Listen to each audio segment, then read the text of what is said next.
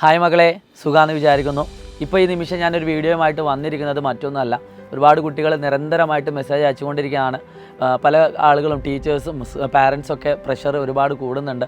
അതേപോലെ തന്നെ ടെൻഷൻ മാറുന്നില്ല. എത്രയൊക്കെ പഠിച്ചിട്ടും ടെൻഷൻ അവിടെ തന്നെ കിടക്കുകയാണ്. അത് ഡിപ്രഷനിലേക്ക് പോകുന്നുണ്ട്, മെഡിസിൻ കഴിക്കുന്നുണ്ട്, അങ്ങനെയൊക്കെ ഒരുപാട് കുട്ടികൾ പറഞ്ഞുകൊണ്ടിരിക്കുന്നുണ്ട്. സോ അത്തരം കുട്ടികളോട് എനിക്ക് പറയാനുള്ള 2 കാര്യങ്ങളാണ്. അതിൽ ഒന്നാമത്തെ കാര്യം ഞാൻ പറയാൻ പോകുന്നത് ഇത്രേ ഉള്ളൂ. നിങ്ങൾ നെവർ മൈൻഡ് എന്ന് പറയുന്ന ഒരു കാര്യം മുന്നോട്ട് കൊണ്ടുവരിക. അതായത് മറ്റുള്ളവർ എന്ത് വേണമെങ്കിലും പറഞ്ഞോട്ടെ, അത് ഞാനിപ്പോൾ മൈൻഡ് ചെയ്യുന്നില്ല. അതിൻ്റെ കൂടെ ഒരു കാര്യം കൂടി നിങ്ങൾ ശ്രദ്ധിക്കണം. അത് മൈൻഡ് ചെയ്യുന്നില്ല അത് മാത്രമല്ല, അതിനുവേണ്ടി നിങ്ങൾ പഠിക്കുക കൂടി വേണം. അതായത് മറ്റുള്ളവർ പറഞ്ഞു ഞാൻ മൈൻഡ് ചെയ്യുന്നില്ല, ടീച്ചർ പഠിക്കാൻ പറഞ്ഞു ഞാൻ മൈൻഡ് ചെയ്യുന്നില്ല, അതല്ല. അവർ മാർക്ക് കിട്ടണം, അങ്ങനെ കിട്ടണം, ഇങ്ങനെ പഠിക്കണം എന്നൊക്കെ പറയുന്നുണ്ടെങ്കിൽ നിങ്ങൾ അതിനോട് താൽക്കാലികമായിട്ട് മിണ്ടാതിരിക്കുക, നെവർ മൈൻഡ് ആക്കുക. എന്നിട്ട് നിങ്ങളെ കൊണ്ടാവുന്ന അത്ര നിങ്ങൾ ശ്രമിക്കുക.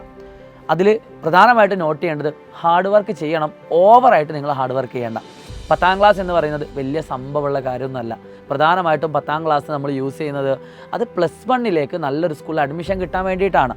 അപ്പോൾ ഈ ഒരു ക്രിസ്മസ് എക്സാമിന് തന്നെ നിങ്ങൾ ഇത്രയും ടെൻഷൻ അടിക്കുകയാണെങ്കിൽ പബ്ലിക് എക്സാം ആകുമ്പോൾ നിങ്ങളുടെ അവസ്ഥ എന്തായിരിക്കും? നിങ്ങൾ ആർക്ക് വേണ്ടിയിട്ടാണ് നിങ്ങളുടെ ശരീരത്തെ നശിപ്പിക്കുന്നത്? ടെൻഷൻ എന്ന് പറയുന്നത് അത്ര നല്ലൊരു കാര്യമൊന്നുമല്ല. അതുകൊണ്ട് നിങ്ങൾ ഓവറായിട്ട് എന്താക്കാതിരിക്കുക, ചിന്തിക്കാതിരിക്കുക. ഓവർ ചിന്ത ഒന്നും വേണ്ടടാ. ഓവർ തിങ്കിങ് എപ്പോഴും നമ്മളെ നാശത്തിലേക്ക് നയിക്കുള്ളൂ. എനിക്ക് അത്ര മാർക്ക് കിട്ടുമോ, എനിക്ക് ഇത്ര മാർക്ക് കിട്ടുമോ, ഇതന്നെ നിങ്ങൾ ചിന്തിക്കരുത്. നിങ്ങൾ അതിനെപ്പറ്റി ഒന്നും മൈൻഡ് ചെയ്യേണ്ട. നമ്മളെ കൊണ്ടാവുന്നത്ര നമുക്ക് ശ്രമിക്കുക, അതിൽ കിട്ടുന്നത് കിട്ടട്ടെ. ഒരു പക്ഷേ ക്രിസ്മസ് എക്സാം ടഫ് ആവാം, ചിലപ്പോൾ എളുപ്പമാവാം. എന്താ കുഴപ്പം? ഒരു കുഴപ്പമില്ല. നമ്മളെ കൊണ്ടാവുന്നത്ര നമ്മൾ ശ്രമിച്ചിട്ടുണ്ടെങ്കിൽ അതിലപ്പുറം നമുക്കൊന്നും ചെയ്യാനില്ല. അതാണ് നമ്മൾ ആദ്യം മനസ്സിലാക്കേണ്ട ഒരു കാര്യം, അല്ലേ? 10ാം ക്ലാസ്സിൽ വെറും 4 A+കാരനായിട്ടാണ് ഞാൻ വന്നത്. ഇപ്പോൾ ഞാൻ നിങ്ങളെ പഠിപ്പിക്കുന്ന സബ്ജക്റ്റ് ഏതാ? മാത്സ് ആണ്. അപ്പോൾ ആൻസർ ഷീറ്റിലെ മാർക്കുകളല്ല നമ്മളെ ലൈഫിൽ നമ്മളെ മുന്നോട്ട് ലീഡ് ചെയ്യുന്നത്. പ്രധാനമായിട്ട് മനസ്സിലാക്കേണ്ട ഒരു കാര്യം, ഞാൻ എൻ്റെ കൊണ്ടാവുന്നത്ര ഞാൻ ശ്രമിച്ചിട്ടുണ്ട്. രാവിലെ എഴുന്നേറ്റ് ഞാൻ എക്സാമിനോടൊക്കെ അടുപ്പിച്ച് രാവിലെ എഴുന്നേറ്റ് 2-3 മണിക്കൂർ പഠിച്ചിട്ടുണ്ട്. വൈകുന്നേരങ്ങളിൽ ചിലപ്പോൾ 1-2 മണിക്കൂറൊക്കെ പഠിക്കും. അപ്പോൾ ഒരു ആവറേജ് ഒരു എക്സാം സമയമാകുമ്പോൾ ഒരു 3-4 ചിലപ്പോൾ 5 മണിക്കൂറൊക്കെ മാക്സിമം പഠിക്കും. അതിലപ്പുറമൊന്നും ഞാൻ പഠിക്കാൻ പോകാറില്ല കേട്ടോ. അപ്പോൾ ചില കുട്ടികളുണ്ട് 7-8 മണിക്കൂറൊക്കെ ഇരുന്ന് പഠിക്കും. അങ്ങനെയൊന്നും ആവശ്യമില്ലടാ.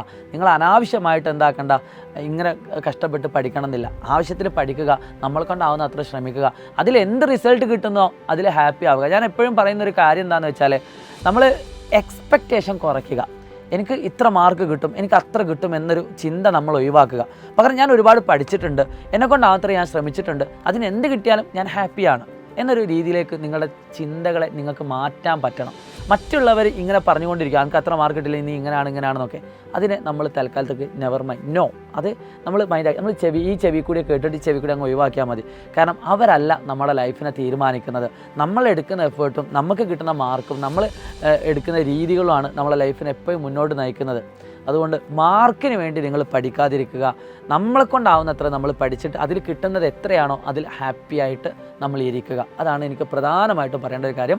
രണ്ടാമത്തെ കാര്യം, നമ്മുടെ ഫിസിക്കൽ ഫിറ്റ്നസ് വളരെ ഇമ്പോർട്ടൻ്റ് ആണ്. പല കുട്ടികളും ഇപ്പോൾ പഠിച്ചുകൊണ്ടിരിക്കുന്ന സമയത്ത് വെള്ളം കുടിക്കാൻ വിട്ടുപോകുന്നുണ്ട്, പ്രത്യേകിച്ച് ലേഡീസൊക്കെ. അതായത് ലേഡീസ് എന്ന് പറഞ്ഞാൽ കുട്ടികൾ കേട്ടോ, പെൺകുട്ടികളൊക്കെ. അപ്പോൾ അവർക്ക് ഒരുപാട് ഇഷ്യൂസുകൾ, ഹെൽത്ത് ഇഷ്യൂസുകൾ ഉണ്ടാവും, ബോയ്സിനാണെങ്കിലും ഉണ്ടാവും.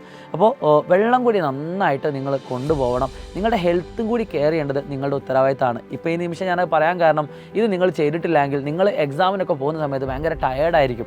നിങ്ങൾക്ക് മൈഗ്രെയിൻ പോലുള്ള അല്ലെങ്കിൽ തലവേദന പോലുള്ള മറ്റു പല അസുഖങ്ങൾ വരാനുള്ള സാധ്യതകളുണ്ടാവും. അതുകൊണ്ട് വെള്ളം നന്നായിട്ട് കുടിക്കുക. അത് നിങ്ങൾ ഇടയ്ക്കിടയ്ക്ക് നിങ്ങൾ ബാത്റൂമിൽ പോകുകയാണെങ്കിൽ കുഴപ്പമൊന്നുമില്ല, പക്ഷേ നിങ്ങൾ എന്ത് ചെയ്യണം? വെള്ളം നന്നായിട്ട് കുടിക്കണം. അത് നിങ്ങളെ എപ്പോഴും ഉന്മേഷപരമായിട്ട് നിൽക്കും. പിന്നെ രാത്രി ഒരുപാട് വൈകിട്ടൊന്നും പഠിക്കണം എന്നില്ല. പറ്റുന്ന ആൾക്കാർ അങ്ങനെയൊക്കെ ബുദ്ധിമുട്ട് ഉറക്കമൊഴിച്ച് പഠിക്കാതിരിക്കുക. ഒരു ദിവസം ആവറേജ് ഒരു 7 മണിക്കൂർ മുതൽ 8 മണിക്കൂർ വരെ നിങ്ങൾ ഉറങ്ങിക്കോ. ഒരു 6 മണിക്കൂർ, എക്സാമിൻ്റെയൊക്കെ ഒരാഴ്ച മുമ്പാണ് നിങ്ങൾ ഒരു 6 മണിക്കൂറെങ്കിലും മിനിമം ഉറങ്ങണം. എക്സാം ടൈം ആകുമ്പോൾ മാക്സിമം ഉറങ്ങണം എന്നാണ് പറയാറുള്ളത്. പക്ഷേ നിങ്ങളെ സംബന്ധിച്ചിടത്തോളം ചിലപ്പോൾ അത് നിങ്ങൾക്ക് പോസിബിൾ ആയില്ല. അതുകൊണ്ട് ഞാൻ പറയുന്നു, ഒരു 6 മണിക്കൂർ മുതൽ 8 മണിക്കൂർ വരെ നിങ്ങൾ എല്ലാ ദിവസവും ഉറങ്ങണം. ഉറങ്ങിയിട്ടില്ലെങ്കിൽ അത് നിങ്ങളുടെ ഹെൽത്തിനെ ബാധിക്കും. അപ്പോൾ ഇത്രേ ഉള്ളൂ പറയാൻ. ക്രിസ്മസ് എക്സാം എളുപ്പമാവട്ടെ ടഫ് ആവട്ടെ, അത് നിങ്ങൾ മൈൻഡ് ചെയ്യേണ്ട. നിങ്ങളെ കൊണ്ടാവുന്നത്ര നിങ്ങൾ ശ്രമിച്ചിട്ടുണ്ടോ, നിങ്ങൾ വിജയിച്ചു, ദാറ്റ്സ് ഇനഫ്. രണ്ടാമത്തെ കാര്യം, നമ്മുടെ ഹെൽത്താണ് ഏറ്റവും ഇമ്പോർട്ടൻറ്റ്. നമ്മുടെ ആരോഗ്യമില്ലെങ്കിൽ നമ്മൾ എത്ര അധ്വാനിച്ചിട്ട് അല്ലെങ്കിൽ എത്ര നമ്മൾ പൈസ ഉണ്ടാക്കിയിട്ടും കാര്യമൊന്നുമില്ല. അത് ഉപയോഗിക്കാനുള്ള ഒരു ഹെൽത്ത് നമുക്ക് വേണം.